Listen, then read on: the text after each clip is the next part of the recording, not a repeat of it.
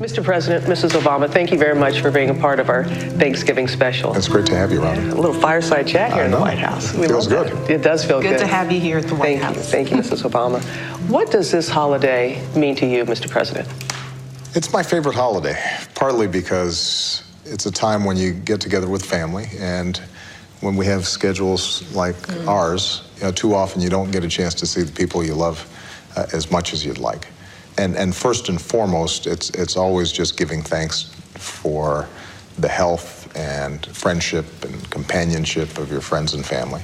Tell me about your favorite, first of all, childhood memories for Thanksgiving. It's always been families gathering. I mean, growing up, I was fortunate enough to live in a community where all my relatives were within miles. There's a lot of food, a lot of laughter, and we try to replicate that here. We invite every cousin and uncle, and she's got a lot of uncles and a lot of cousins. Got a lot of folks. We've got like my little 3 or 4 family members, and then we got 40 of her cousins and uncles. Yes. When I first met Michelle, we used to go over to Uncle Pete's and Gracie's. He was a taxi driver.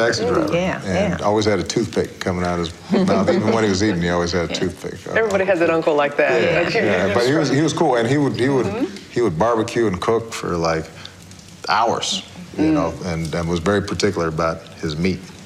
It looks a little different here. The White House doesn't have quite the same flavor as Uncle Pete's. You knew where I was going with that. Going like, so how does that translate here in 1600? A few people will ask for toothpicks, but they're brought out later.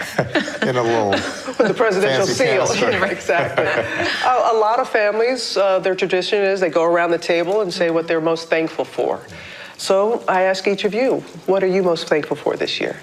I've always got to say my daughters. They're normal kids. They're normal kids, but they're growing up just to be smart, kind, funny young ladies. And when your kids are doing well, all the other stuff, really pales in comparison. How do you instill in your own daughters gratitude?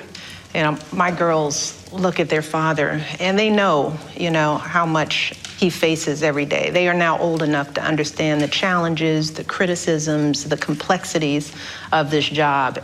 And many times they ask, why are you doing it? But the message that he lives for them is that, we're on this earth to live our lives in the betterment of others. And I think this Thanksgiving time is a time for all of us to reflect on those military Gold Star families who are having dinner without a loved one there. It's easy to get lost in the food and the fellowship, but Thanksgiving is a time for reflection and for service, which is something we do every single year.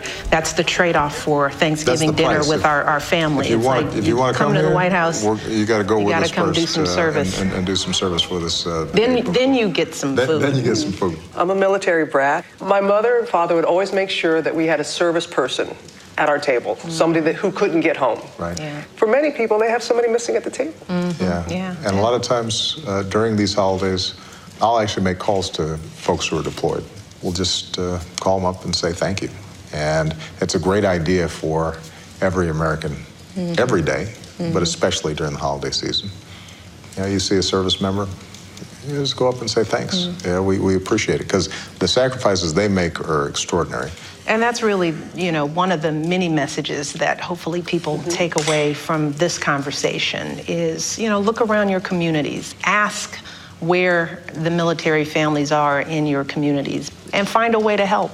Mr. President, thank you. Mrs. Obama, I think I smell pie. Oh, that might be pie. You want to come down to the kitchen and check it out? Do you mind? Let's go. Let's do it.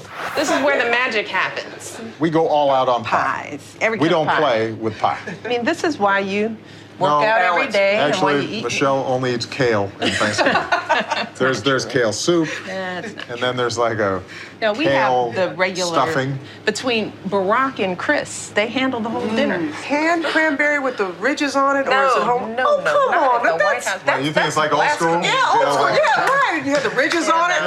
No, we don't do that. No Jello molds. We used to have that at Pete's. That was at Uncle Pete's with the toothpick. With the toothpick. Then we'd have that. Stuffing or mashed potatoes? Oyster stuffing. Favorite pie? Pumpkin for Thanksgiving. Okay. What's the big Thanksgiving leftover? Oh, turkey sandwiches. Turkey sandwich.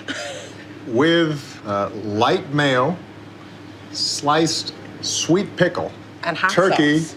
I like hot sauce. and some salt and pepper. The proper way to eat your pie, though, is you should have just a little whipped See, cream I don't on do top. whipped. Also, This is good, isn't it? The thing I should say is that I tend to You're start just going back from for the it. back from the crust. Which is irritating. Well, when you I'm know? taking a bite from you. That's why we don't share pie. I Can like you the crust imagine more than sharing anything. your pie with somebody and having them start with the crust? Do I have to like take a small bite because I'm on TV? That's a big bite. And that's irritating too if you're sharing pie. Because he took half the pie. This got is one what I'm bite. saying, Robin. That's not sharing. We don't share anymore. That's how it She is. never lets me share dessert. Because he eats it like that. Look, the crust is gone. Everything that makes a pie delicious is gone in his one bite. Mr. President, thank you. This is All right. Thanks, Robin. Thank you, guys. Thank you.